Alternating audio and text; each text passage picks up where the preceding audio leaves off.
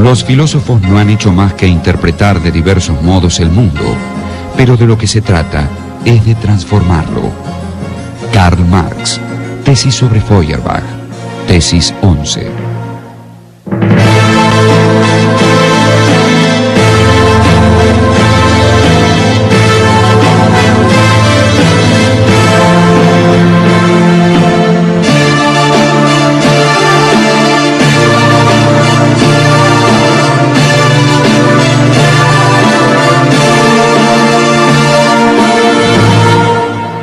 Karl Marx.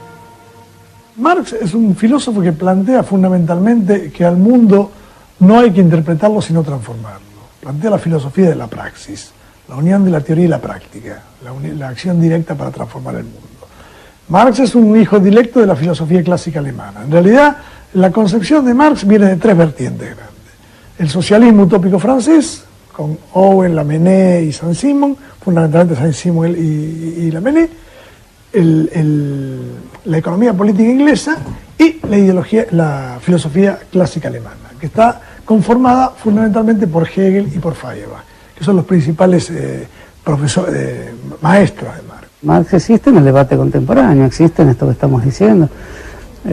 Marx fue sometido a un duro examen por parte de Sartre, que finalmente se acercó mucho más a él de lo que él mismo hubiera previsto, diciendo una frase que de alguna manera es una frase que sigue siendo interesante.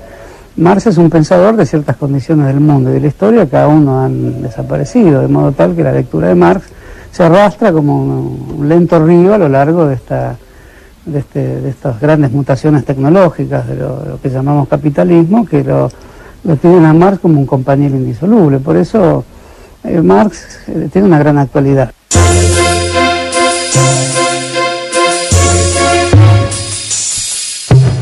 Karl Heinrich Marx nació el 5 de mayo de 1818 en Treveris, una ciudad renana. Su padre era un acomodado abogado de ideas liberales que trabajaba para el Ministerio de Justicia. Luego de la anexión de Renania por parte de Prusia, la familia Marx, de ascendencia judía, tuvo que convertirse al evangelismo para que el padre de Karl pudiera seguir ejerciendo su profesión. Marx era hijo de un abogado que se había recibido en la Universidad de Bonn, un abogado judío de padre y abuelo judíos y rabinos, que se había convertido al cristianismo, al luteranismo, bueno, por cuestiones vinculadas a la situación de los judíos en Alemania. El padre de Marx, Herschel Marx, el abuelo era Levi Marx, cambia entonces su nombre por el de Heinrich Marx, y su madre era de origen húngaro, un matrimonio que tuvo 8 hijos, la mayor era una mujer, Sofía, y luego venía Carlos Marx, o sea que era el mayor de los hijos varones. Marx es de una ciudad alemana junto al río Mosela, la ciudad de Treveris. Justamente las actividades económicas de los viñateros y los recolectores de leña del río Mosela le inspiran la primera observación aguda sobre la relación entre el trabajo y las formas en que se construyen vínculos sociales. Por consejo, su padre va a estudiar Derecho, Abogacía, a la misma universidad de su padre, a la Universidad de Bonn. Estamos hablando ya de un Marx con 16, 17 años.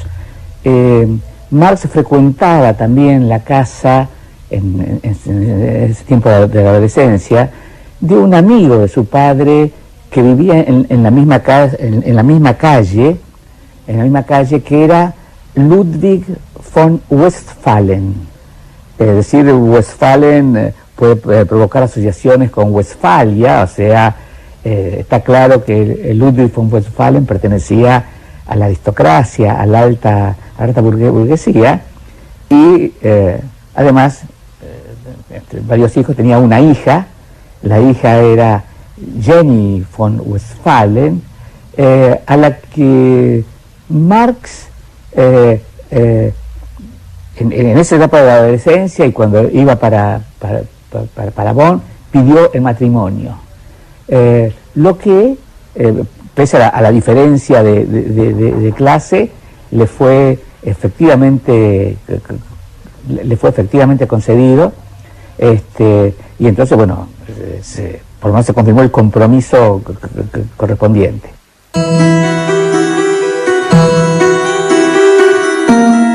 El joven Marx continuó sus estudios en Berlín, interesándose especialmente por la filosofía.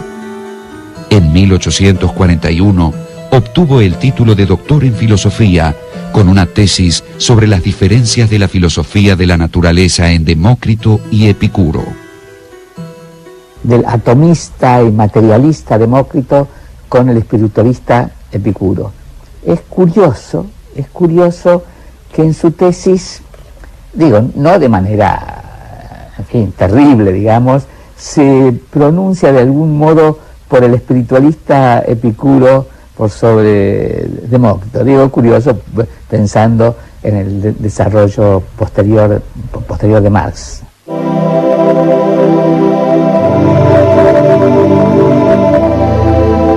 Una vez cumplidos sus estudios, Marx se orientó hacia el periodismo. En 1842 se instaló en Colonia y conoció a quien sería su fiel amigo e íntimo colaborador, Friedrich Engels. Al año siguiente escribió algunos ensayos y su Crítica de la filosofía del derecho de Hegel.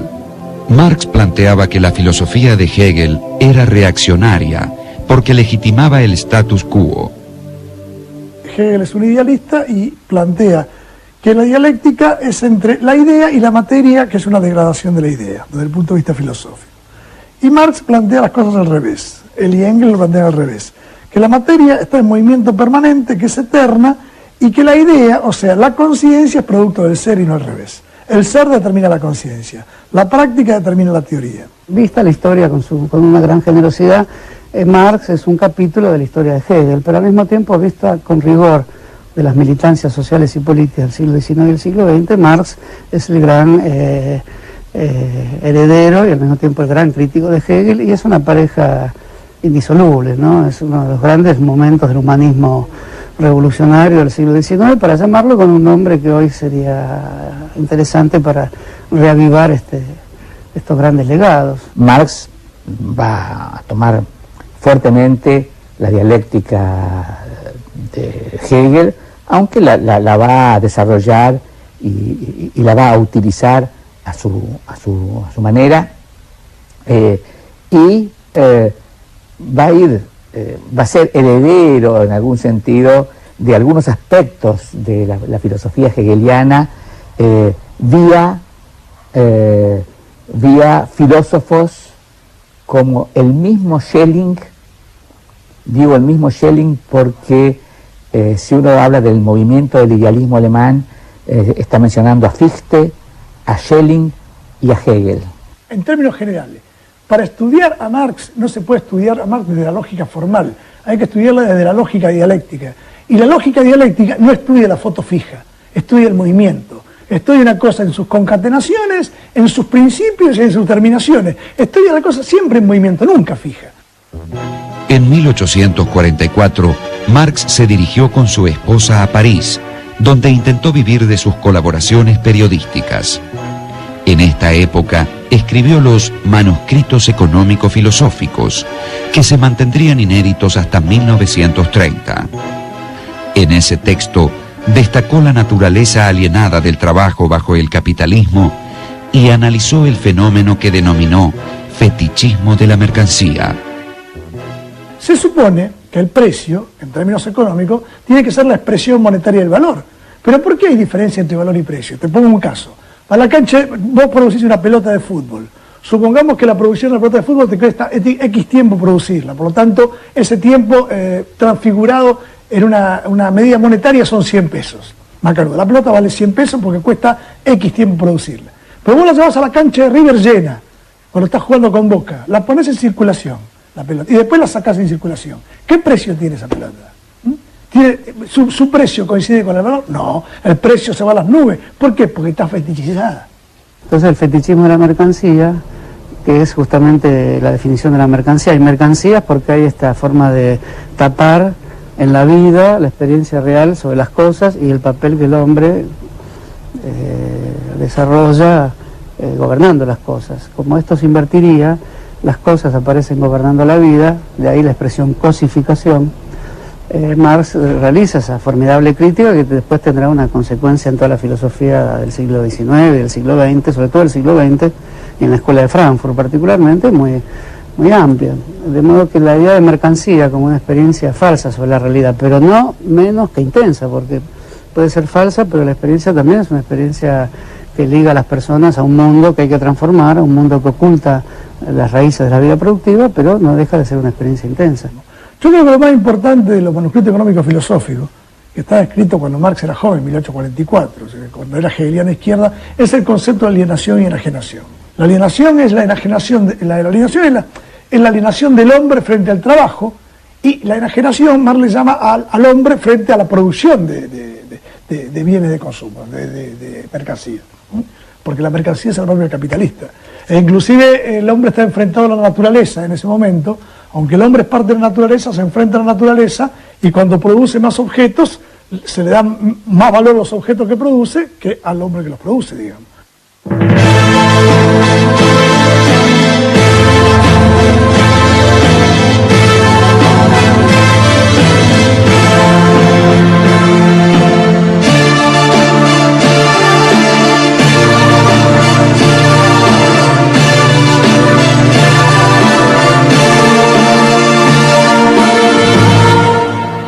Karl Marx.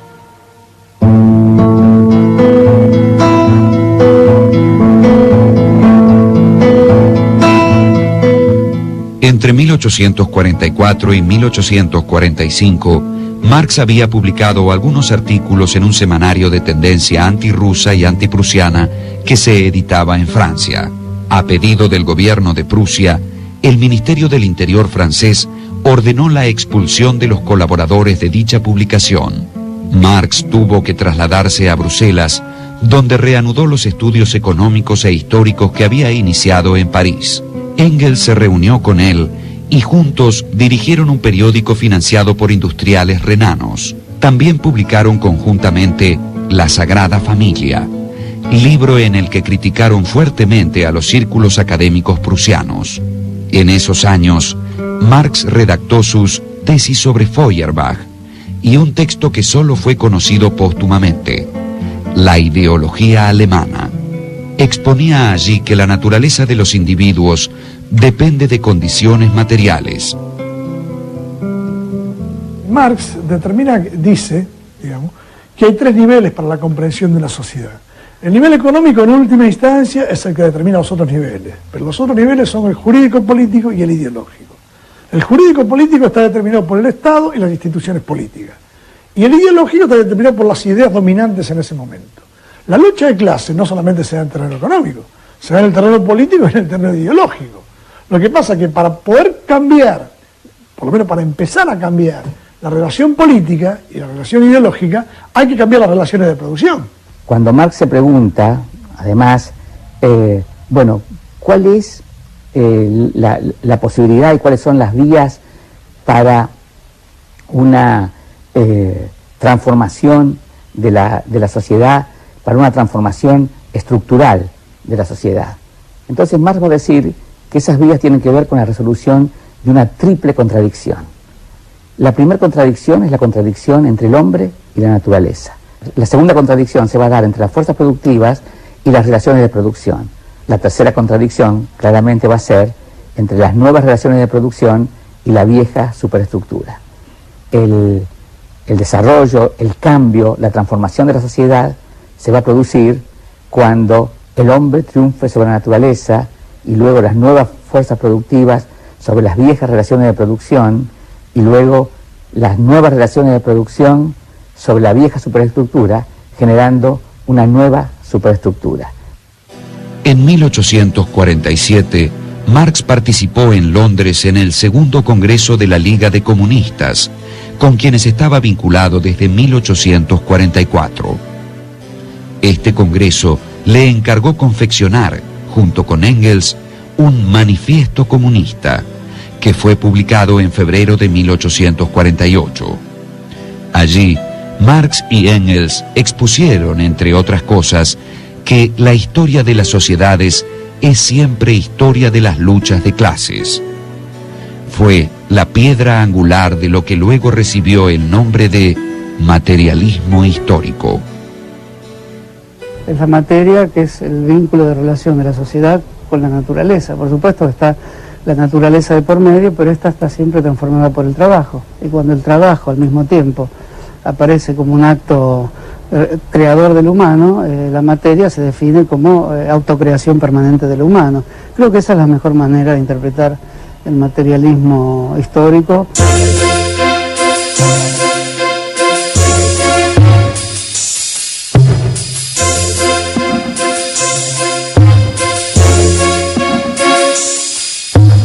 En 1848, Marx se instaló en Colonia, pero al año siguiente, un artículo sobre la historia de Prusia, que el gobierno prusiano consideró ofensivo, generó su expulsión del territorio alemán. En agosto de 1849 se estableció en Londres. Su situación económica era delicada y solo pudo subsistir por la ayuda de su amigo Engels. Marx siguió escribiendo. Entre 1850 y 1852, publicó dos admirables estudios históricos: Las luchas de clases en Francia y el 18 Brumario de Luis Bonaparte. Tanto las luchas de clases en Francia como el 18 Brumario de Luis Bonaparte están mostrando que él tiene plena conciencia y ha estado, y ha estudiado, y ha trabajado las diferentes clases sociales, las diferentes fracciones de clase, que de algún modo en el pensamiento de Marx, tenían que ver con una relación desde la infraestructura en la constitución de las clases a una superestructura. O sea que la superestructura tenía que abrevar en la infraestructura.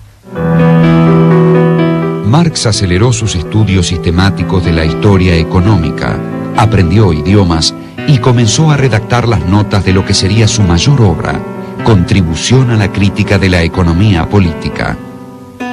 Fue publicada en 1859 y resultó bien recibida. La contribución a la crítica de la economía política es el antecedente del Capital, donde habla del dinero, el papel del dinero, de la metamorfosis de la mercancía, de que producción, circulación, distribución y consumo son un mismo proceso, que no están separados, cosa que después va a desarrollar el Capital. Eso y los Grundrisses. Los Grundrisses son elementos borradores, digamos, que creo que son dos tomos, en donde ahí esboza los apuntes que después dan vida al Capital, digamos. Desde 1864, Marx fue elegido para integrar el Consejo General de la Asociación Internacional de los Trabajadores, o, como luego se la llamó, la Primera Internacional. Marx subrayó, en abierta oposición a los dirigentes anarquistas, la necesidad de formas efectivas de acción para defender los intereses obreros, sin excluir la constitución de la clase obrera en un partido político. Marx tenía la teoría del frente único. Siempre fue un hombre justamente que tenía propensión a unificar al proletariado y a debatir en el seno del proletariado las diferencias, digamos. Pero en el seno del proletariado contra la patronal. Entonces crea la Primera Internacional, conjuntamente con los bakuninistas y demás, pero después hay una decisión de los anarquistas en esta Primera Internacional, y Marx propone llevar esta internacional, que se llama Asociación Internacional de Trabajadores, a Nueva York. La otra se queda en Berlín y la manejan los anarquistas. La continuación de la contribución a la crítica de la economía política apareció en alemán en 1867 bajo el título El Capital, Crítica de la economía política, libro 1. En el campo social, precisamente lo que se ve es que hay un conjunto de clases, que están en constante lucha. Y entonces la pregunta es, bueno, ¿y por qué hay diferentes clases sociales que están en constante lucha? La respuesta que va a intentar dar Marx va a ser una resolución del tema, del problema, en el campo económico. No haciendo un reduccionismo a lo económico, en el que todo tiene que quedarse en lo económico. La idea de Marx es llegar a lo económico, resolver el problema en el campo económico y luego volver con el problema resuelto a cada uno de los otros ámbitos, al social, al político y más difícilmente al religioso. Aquí estamos hablando de una obra central como es El Capital. Según Marx, la riqueza no es producida por el capital, sino por el trabajo humano. Lo que origina la ganancia capitalista no es más que la explotación del obrero. Allí donde los economistas clásicos veían relaciones entre mercancías, Marx descubrió relaciones sociales. La economía clásica señalaba que el dinero producía más dinero. Este agregado de valor es lo que se llamaba plusvalía. La plusvalía es la cantidad de trabajo no retribuido. Y entonces a través de la cantidad de trabajo no retribuido, Marx, por ejemplo, muestra cómo en el trabajo, una parte del trabajo es lo que el préstamo que de las máquinas hacen los capitalistas a los obreros para que puedan ejercitar su fuerza de trabajo. Otra parte es la ganancia del capitalista y otra parte es lo que se le da al obrero por la vía de un salario como pago por su trabajo. Según Marx, el capitalismo supone una tendencia al aumento de la miseria material de los trabajadores y, como consecuencia, tensiones sociales cada vez mayores. Pero Marx opinaba que el capitalismo avanzaba hacia su crisis final y hacia la revolución que aboliría las clases sociales. Marx justamente dice que la propiedad privada es la que produce la alienación, la enajenación del trabajador. Entonces él dice que la única forma de salir de la alienación y de la enajenación es que el trabajador deje de ser un proletario. ¿Qué significa ser un proletario? Tener que vender tu fuerza de trabajo en el mercado, vender tu fuerza de trabajo en el mercado por un salario. A partir de 1869, Engels pudo asegurar a Marx una renta anual fija para que pudiera despreocuparse del dinero. No obstante, su pésima salud y las muertes de su esposa y su hija mayor oscurecieron sus últimos años. Falleció en Londres el 14 de marzo de 1883, víctima de un absceso pulmonar. Ya había terminado los 2 volúmenes siguientes de El Capital. Sería luego Engels quien los revisaría y publicaría. Y el capitalismo y Marx son inescindibles, no se los puede separar porque en el fondo sería una injusticia con el propio pensamiento de Marx, que hay un intento de situar lo concreto. Si la materia es lo concreto y lo concreto vive de su contradicción interna. Considerando esto, se puede decir que el legado de Marx está vivo en todo pensamiento que al mismo tiempo que ejecuta sus movimientos hacia la materia de la historia, trata de pensar sobre sí mismo, o sea, qué hizo cuando se lanzó a comprender el mundo. Por eso en ese sentido Marx es uno de los grandes filósofos del siglo XIX.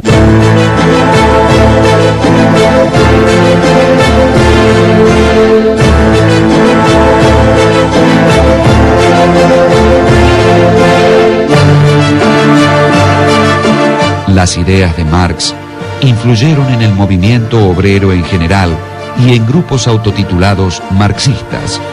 Pero también el capitalismo y sus teóricos tomaron nota de sus observaciones y realizaron cambios estructurales que sin él hubieran sido improbables.